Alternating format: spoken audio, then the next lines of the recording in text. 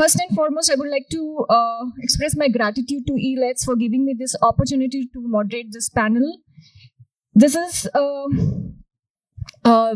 panel which talks about advanced strategies for scaling innovation, tech adoption, cybersecurity, and driving a tech-enabled future Indian healthcare systems. To introduce myself, I'm Nisha Bhatia. I'm a senior director with PwC's Health Industries practice. We are the leading health industries consultant present in more than 155 countries. We solve complex business problems for our healthcare and pharma clients across the business value chain. With that, let's begin our discussion. So over the past years, we have seen industry has witnessed extraordinary shifts, which is accelerated digitization, AI-driven R&D, real-time supply chain systems, increased reliance on IoT, cloud, AI, Gen AI. But at the same time, we're also seeing increased cyber attacks. We're also seeing data breaches and compliance gaps. So the question really is not whether we should innovate, but how should we do it with scale and with security? So as we delve deeper into India's healthcare evolution, we are reminded that technology by itself will not lead to transformation. Leadership will. And today I have with me leaders who have made this shift.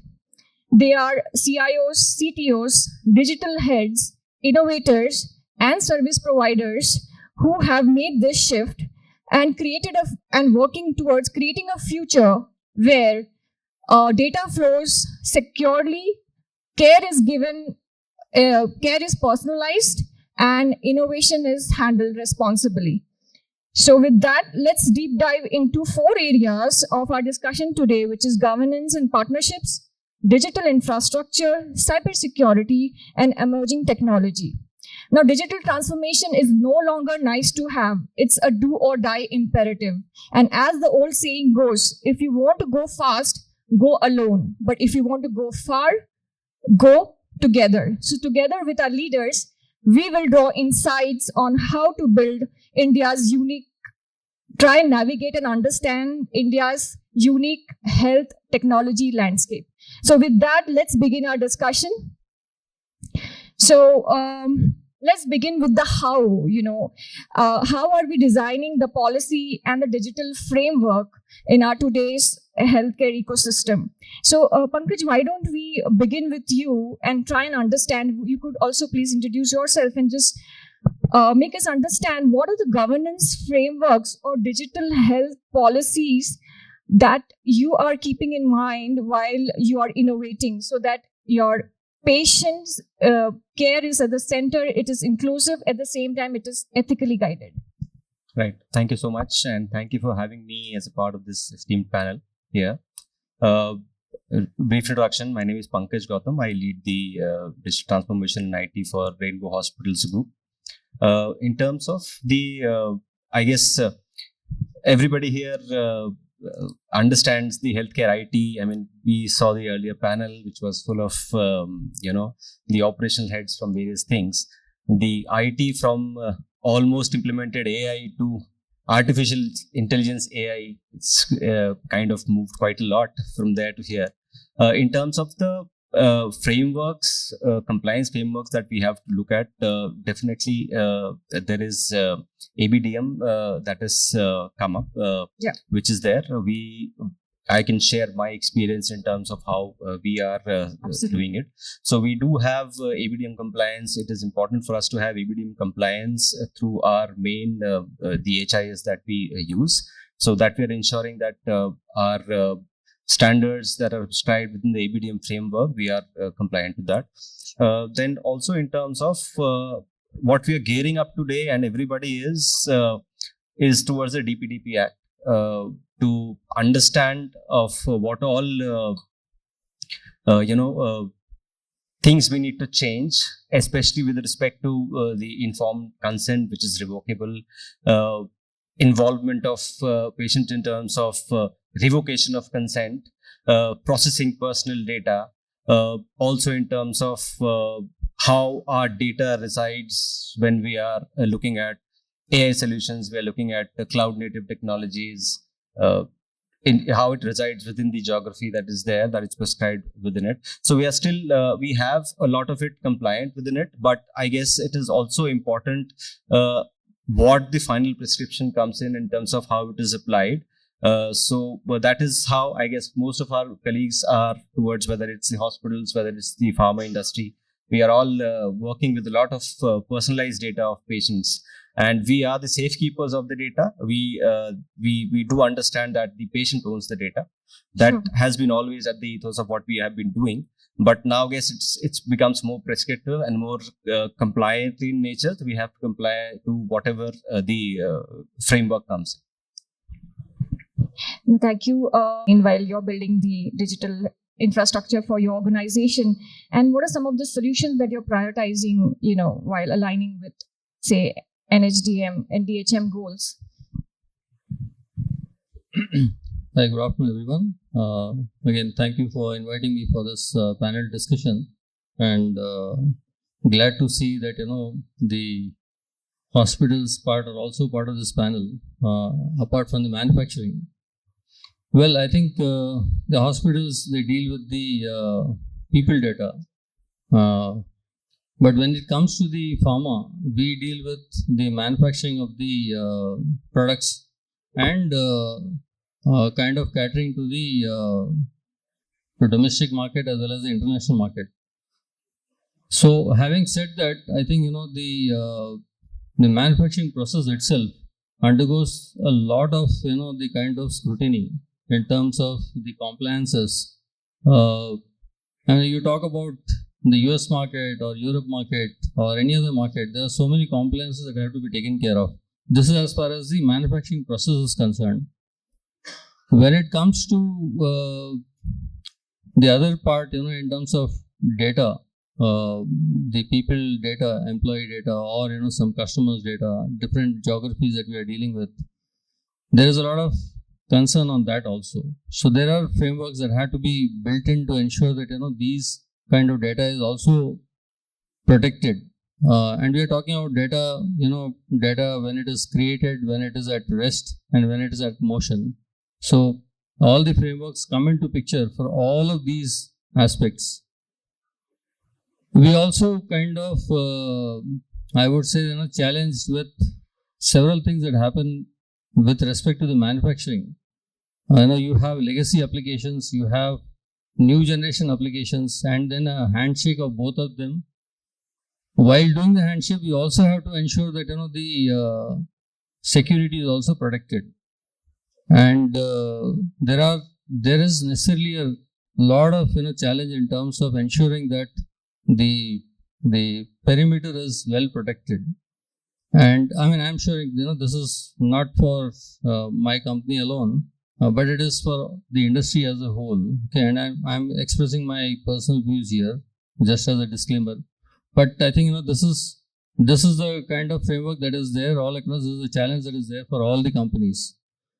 Of course, it draws to the fundamental thing that you need to ensure that the CIA triad is maintained, the confidentiality is maintained, the integrity of the data is maintained, while ensuring that the availability is available, for the concerned person 24/7 or the need as it may be. So this is as far as the data is concerned, and there are several regulations that we have to cater to in terms of the compliance norms like US FDA norms or Annex 11 norms, etc. This is as far as the compliance is concerned. On the cybersecurity part, we have to ensure that Come to the cybersecurity part. So we're just trying to understand the framework and the policies and what solutions we are trying to select. So let's also understand from Santosh. Sure. In the industry, because you come from the provider side, you're working on tech solutions, and how are you fostering partnerships with some of the emerging tech startups and also collaborating with the healthcare and the pharma players to ensure, to accelerate digital transformation at the same time managing operational risk. So really happy to be here, part of this session. As Nisha already mentioned, we are between you and the lunch, and we will try and take care of that. So thanks a lot for still that interest here. So coming to this industry discussion, so my both the colleagues, luckily as Mr. Prabhakar mentioned, not only pharma but hospital is also been covered in this panel.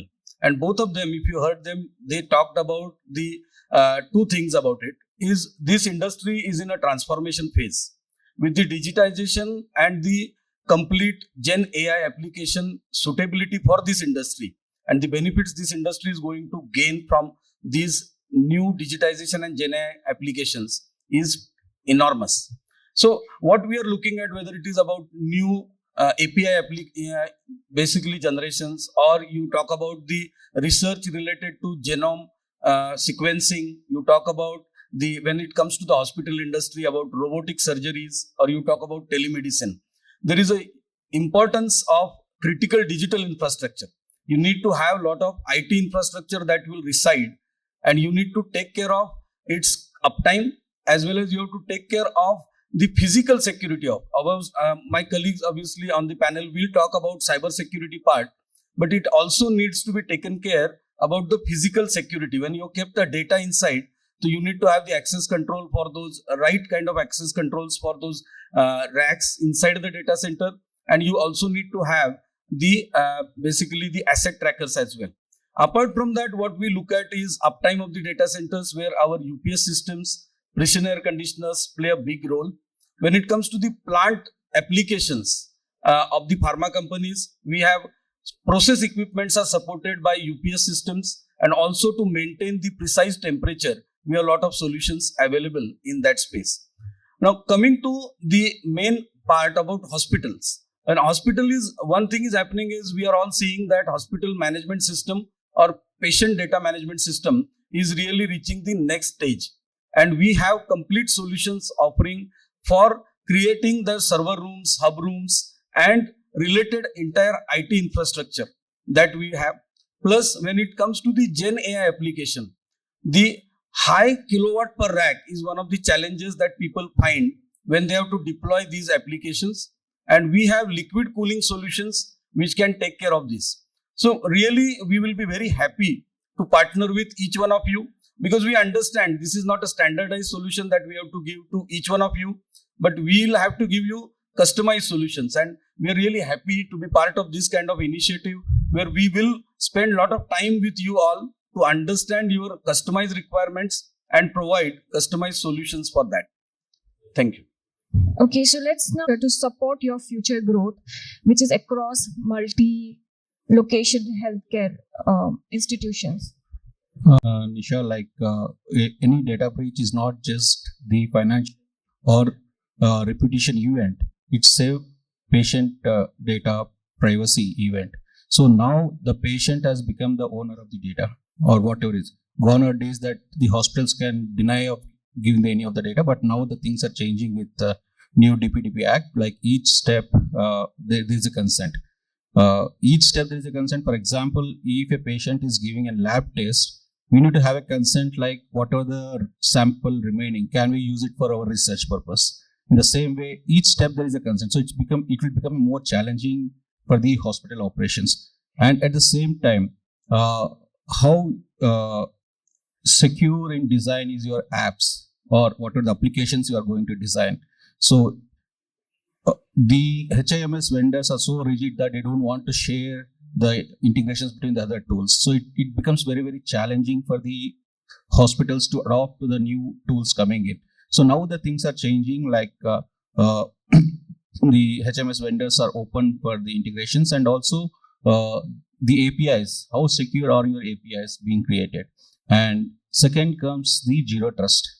So from the day one, we need to adopt for the zero trust environment in the hospitals, because hospitals, the employees are not so tech savvy. They don't understand the nuances of the cybersecurity or any other thing. So a regular emphasis of the cybersecurity awareness and also the continuous monitoring. Now in hospitals, the cybersecurity incident is not just an incident which comes in a while, but we need to have a continuous monitoring. Like we can't just ignore any of the things, and also like how your clinical decision making tools or real time data. Like for example, if you are using any patient monitoring device, if my device is giving some alert, if the doctor is getting that alert after 2-3 minutes, then there's no point of having that tool in place. So those kind of things we are looking into, and we should have the security in the RFP itself, not at the production level. That's my take on it. Sure. No, thank you. I think let's understand transforming the core IT operation in your organization. So, cloud, now the buzzword is more AI. Cloud is something that everybody was talking around 5 years back, but I still feel, I guess, that has become innate to whatever we have been doing. It is important to have cloud native, applications in place or infrastructure in place to have the scalability. That is the most important thing, because we have a very dynamic scenario in healthcare, especially from the hospital side, where we keep seeing a lot of change in the demand with respect to the patients and the other thing. I especially come from a very niche pediatric and maternal health specialty hospitals. Is a very, very specific case where the demand kind of has a cyclic pattern throughout the various quarters that we see based on the seasons in India.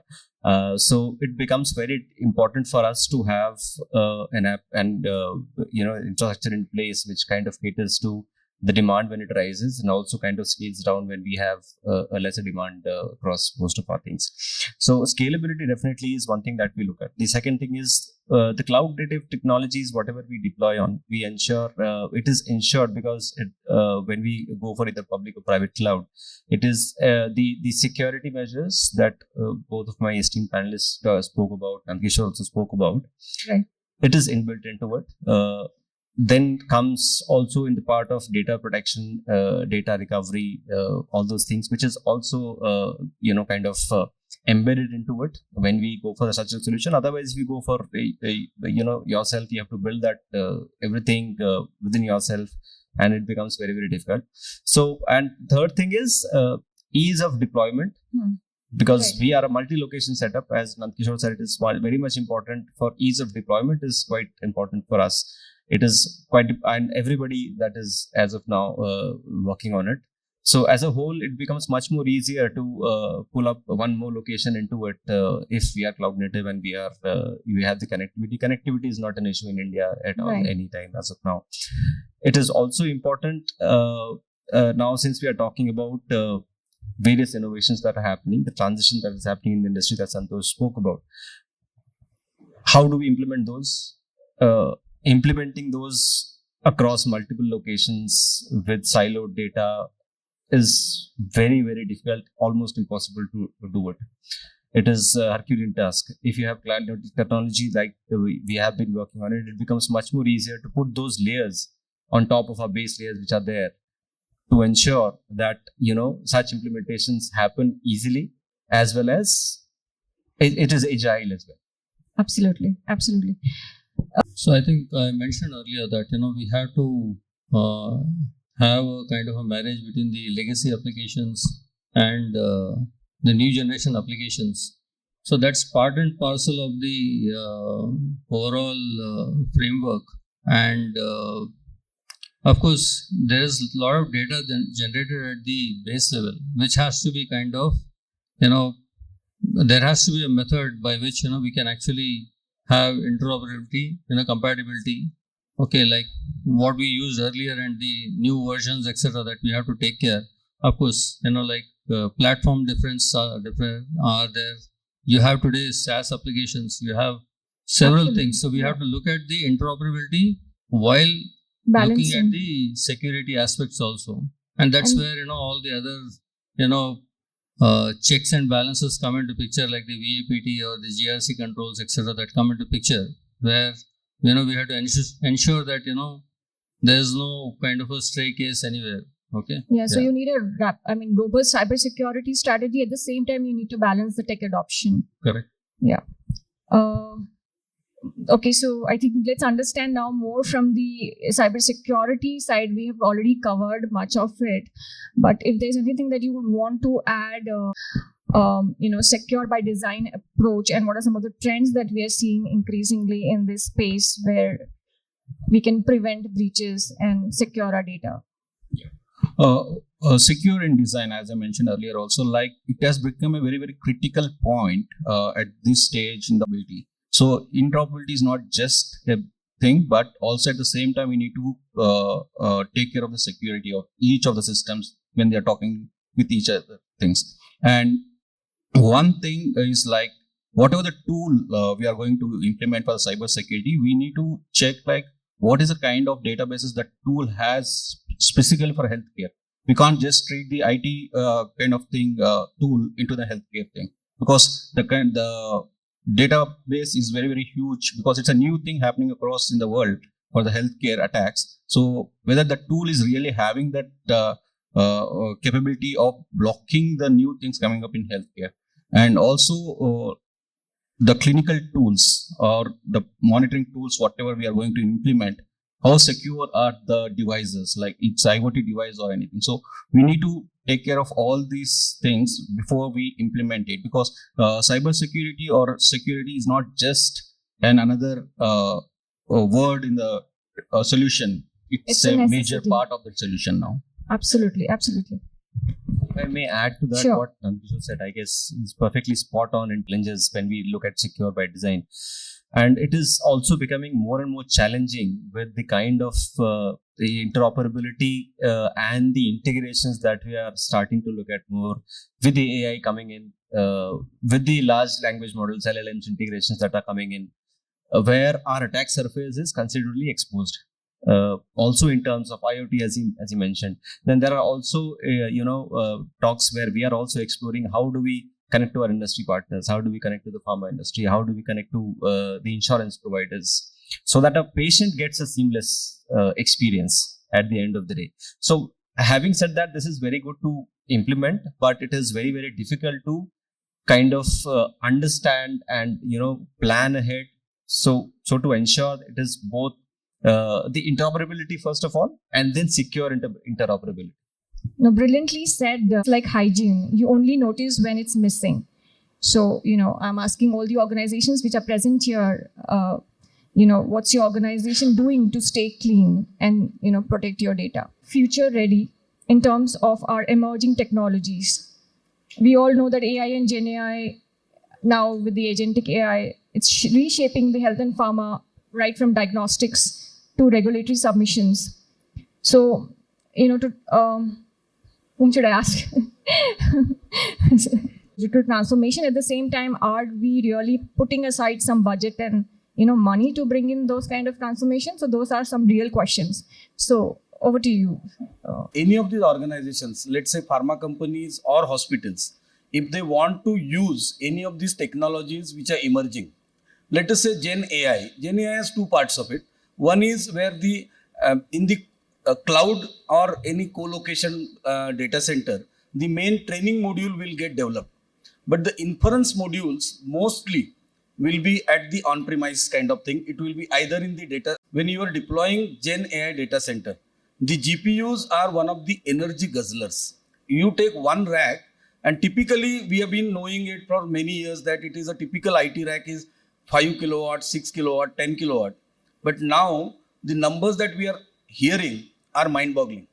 We are talking about 40 kilowatt racks already been deployed, 100 kilowatt racks per rack, 100 kilowatt heat load already been there. And now what they're talking is by 2027, 500 kilowatt also will be crossed. And now when you want to deploy this, from our side, we want to assure the industry that we have kept the pace or we are ahead of the curve. We have all the solutions ready when it comes to the deployment of any of Gen AI application you want to deploy, whether in a main data center or in an edge data center, we have complete solution available. One more thing I will just like to tell you, every 1 kilowatt I would like to touch that point, interesting point, is every 1 kilowatt that runs in a data center. If you calculate annualized thing, almost 10, 25 to 30% energy. What it means is that for every kilowatt, we are saving almost 2.5 ton of CO2 emission. So you can imagine what kind of contribution we are trying to do, and we will encourage all of you to look at such kind of things. So these are the things we are doing from our side, that whenever the industry, healthcare industry wants to deploy latest technology, we can assure you things are ready. You can. So our without any solutions are restriction- becoming more sustainable, is what you're and trying with, to say. with sustainability. So be assured of that any one of you want to deploy latest technology, you do not have to worry how you will deploy it. You just focus on IT side of it. So we always say that peace of mind. All the infrastructure side, you leave it to us, and you focus on your core strengths of cybersecurity, IT, and all that. So that is what we would like to say. Okay, so Mr. Nanda Kishore, would you like to add? Interoperability and patient-centric solution. So because we have one of the senior veteran, Mr. Bhatia, in this conference, he is working on a tool like preparing the patient before the consultation. Time spent between the patient and the doctor on analyzing the real thing. And Okay, Mr. Rao. I think